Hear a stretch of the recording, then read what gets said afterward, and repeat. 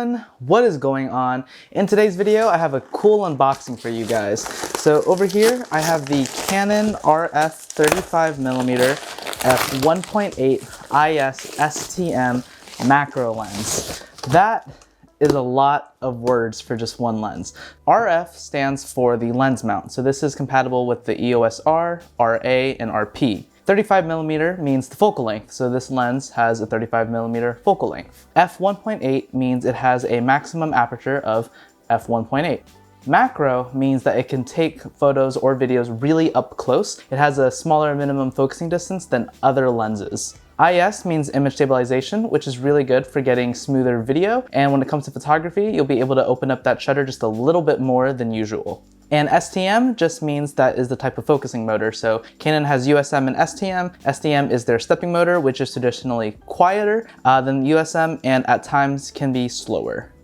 So opening up this lens, you have some paper / warranty information. And then you have the lens, and that's it. I'm very excited to open this lens. Okay, and here we go. Take it out. And this is it. This is a very small lens. It's very light. This retails for $500, but I got it for $450. But I only paid an additional $225 for it because I sold my 50mm f1.4 for $225. So I only paid $225 plus tax for this bad boy. So the build quality of this lens is pretty solid. It has a metal mount on the back compared to plastic mounts on cheaper lenses, but it doesn't have any weather sealing. Yeah, the body does feel primarily plastic, but it definitely feels very sturdy. It doesn't feel like any slouch. Quick side note, the filter size on this lens is 52mm. So the middle ring is the focus ring, and then the front ring is the control ring, which I primarily set to ISO, so that way I can change my ISO at a quick pace. It also has a very nice little sound to it. You have two buttons on the side of it, which controls your autofocus versus manual focus, and then your stabilizer on versus off.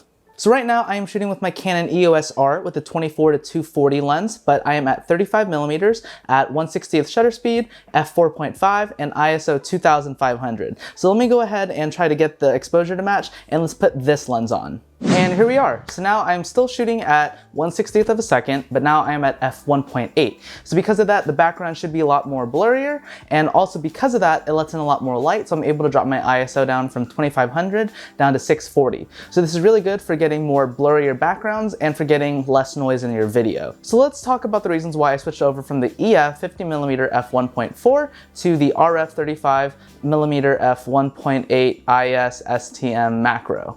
So first, it's an RF lens. So because of that, I don't have to use an adapter. It makes the overall body and weight of the camera much smaller and much lighter.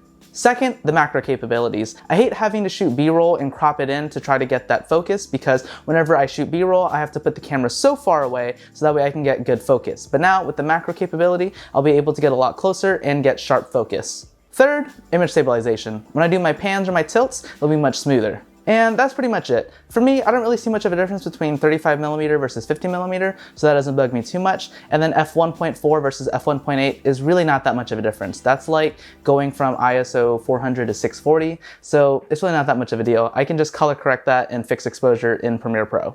But it's definitely cool to have a lens that can do image stabilization, macro, and just overall be smaller and lighter. And now I have two RF native lenses for my camera body, and I don't have to worry about using the adapter. And that's going to be it for today's video. If you guys enjoyed this video, please be sure to like, comment, and subscribe, and I'll see you guys in the next video. Peace!